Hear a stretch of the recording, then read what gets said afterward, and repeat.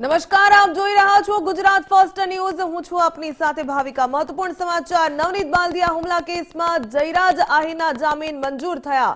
14 દિવસ બાદ જયરાજ આહીરને મહુવા કોર્ટમાંથી જામીન મળ્યા। ભાવનગર જિલ્લા જેલમાંથી આજે મુક્ત થશે જયરાજ આહીર। બગદાણાના સેવક પર હુમલા કેસમાં એસઆઈટીએ કરી હતી ધરપકડ। જયરાજ આહીર સહિત વધુ 6 આરોપીને કોર્ટે આપ્યા જામીન। અગાઉ આ કેસમાં 8 આરોપીઓના જામીન થયા હતા મંજૂર। બગદાણા પોલીસ મથકમાં 29 ડિસેમ્બરે નોંધાયો હતો હુમલાનો ગુનો। જયરાજ આહીર સહિત વધુ 6 આરોપીઓને કોર્ટે આપ્યા જામીન। જયરાજ આહીરને લઈને મોટા સમાચાર। નવનીત બાલદિયા હુમલા કેસમાં જયરાજ આહીરના જામીન મંજૂર થયા। 14 દિવસ બાદ જયરાજ આહીરને મહુવા કોર્ટમાંથી જામીન મળ્યા। ભાવનગર જેલમાંથી હવે આજે મુક્ત થશે જયરાજ આહીર। ભાવનગર જિલ્લા જેલમાંથી જયરાજ આહીરની મુક્તિ થશે। બગદાણાના સેવક પર હુમલા કેસમાં એસઆઈટીએ જયરાજ આહીરની ધરપકડ કરી હતી। જયરાજ આહીર સહિત વધુ 6 આરોપીને કોર્ટે આપ્યા જામીન। ત્યારે અગાઉ આ કેસમાં 8 આરોપીઓના જામીન થયા હતા મંજૂર। બગદાણા પોલીસ મથકમાં 29 ડિસેમ્બરે આ હુમલાનો ગુનો નોંધાયો હતો અને ત્યારબાદ એસઆઈટી દ્વારા તપાસનો ધમધમાટ ચલાવવામાં આવ્યો હતો। એસઆઈટી દ્વારા અનેક લોકોની પૂછપરછ કરવામાં આવી હતી। તત્કાલીન પીઆઈ સહિત અનેક લોકોની પૂછપરછ કરવામાં આવી હતી અને છેલ્લે જે કાયદાનો ગાળ્યો કસાયો હતો જયરાજ આહીર પર અને જયરાજ આહીરને જેલ ભેગો કરવામાં આવ્યો હતો।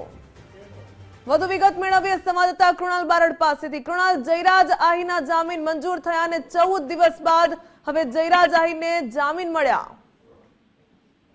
બિલકુલ ભાવિકા, જો વાત કરીએ તો જે પ્રમાણે 14 દિવસથી જે જયરાજ આહીર જે છે તે જેલમાં જેલ યાત્રા કરી રહ્યા હતા, પરંતુ હવે ક્યાંક જયરાજ આહીરને મોટી રાહત છે તે મળી છે। બિલકુલ ગઈકાલે જે પ્રમાણે જામીન પર જે સુનાવણી હતી તે પેન્ડિંગ રાખવામાં આવી છે, તેનો ચુકાદો છે તે મહુવા કોર્ટે આજે આપ્યો છે। જયરાજ આહીર સહિત 4 લોકો છે તે લોકોના જામીન છે તે મંજૂર કરવામાં આવ્યા છે અને થોડીક જ ક્ષણો માટે કે થોડીક જ વારમાં જે બીડું છે તે બીડું ભાવનગર જિલ્લા જેલ ખાતે આપવામાં આવશે અને જેલ મુક્ત જે છે તે હવે જયરાજ આહીર થશે।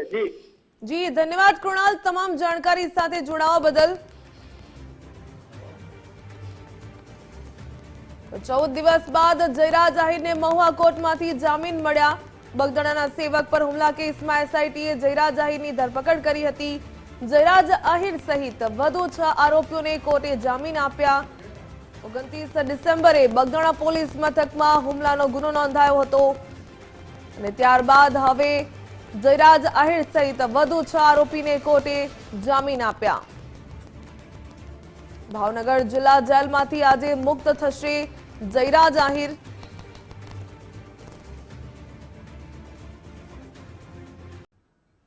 જયરાજ આહીરના જામીન મંજૂર થઈ ગયા। નવનીત બાલદિયા હુમલા કેસમાં હવે 14 દિવસ બાદ જયરાજ આહીરને મહુવા કોર્ટમાંથી જામીન મળ્યા। ભાવનગર જિલ્લા જેલમાંથી જયરાજ આહીર આજે મુક્ત થશે।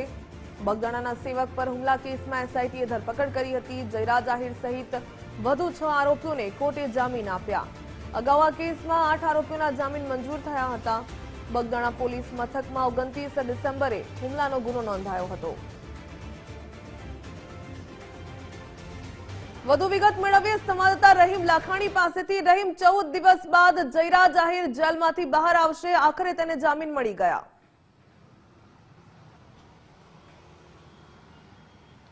ભાવિકા, ચોક્કસપણે બહુ ચર્ચિત કેસ હતો આ બગદાણાનો। જે રીતના 29 ડિસેમ્બરની આ ફરિયાદ નોંધવામાં આવી હતી નવનીત બાલદિયા ઉપર હુમલા કેસમાં, ત્યાં જે રીતના કોળી સમાજ મેદાનમાં આવ્યું હતું ને જયરાજ આહીરનો હાથ હોવાની જે વાત કરવામાં આવી હતી ને ત્યારબાદ એસઆઈટીને પણ આ સમગ્ર મામલે તપાસ સોંપવામાં આવી હતી।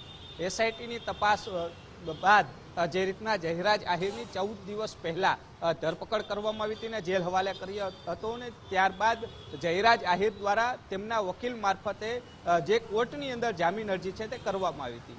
જોકે જામીન અરજીની સુનાવણી છે તેને બંને વકીલો દ્વારા ધારદાર દલીલો છે તે પણ કરવામાં આવી હતી ને દલીલોના અંતે આજે જામીન છે તે મંજૂર કરવામાં આવ્યા છે।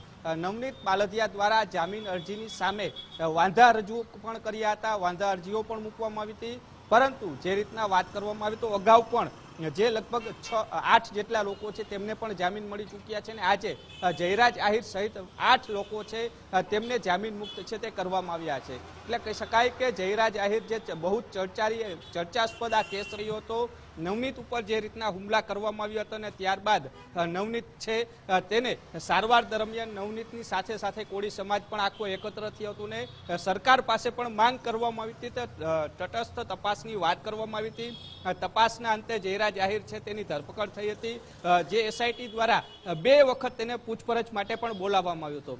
પ્રથમ વખત જ્યારે પૂછપરછ કરવામાં આવી હતી ત્યારબાદ જયરાજ આહિરને મુક્ત પણ કરવામાં આવ્યો હતો અને બીજી વખત જે રીતના પુરાવા એસઆઈટીએ એકત્ર કર્યા હતા અને બીજી વખત જયરાજ આહિરને સમન્સ મોકલવામાં આવ્યું હતું અને હાજર કહેવાની સૂચના આપવામાં આવી હતી.